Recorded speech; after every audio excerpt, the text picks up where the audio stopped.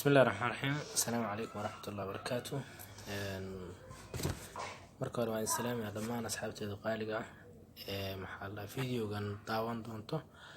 Waxaan maalin hore sida aad la socoteen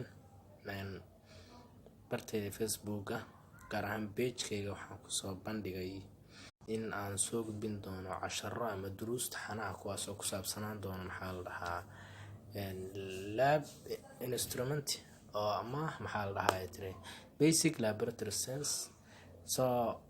waxaan bilaabi doonaa haddii Ilaahay yiraahdo maalmaha soo socdo duruus taxana oo ku saabsan laboratory science, khaasatan basic methodology iyo basic biochemistry.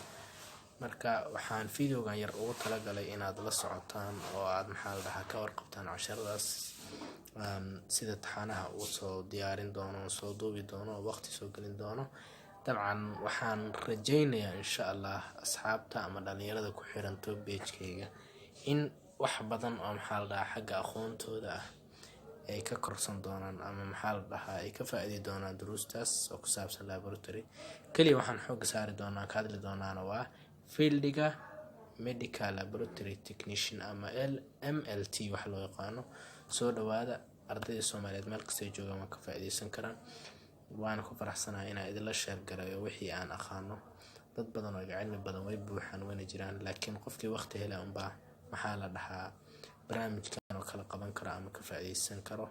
waan ku faraxsanahay asxaabteeda gaar ahaan kuwa page-kayga toos ugu xiran oo barteeda Facebook in aad comments badan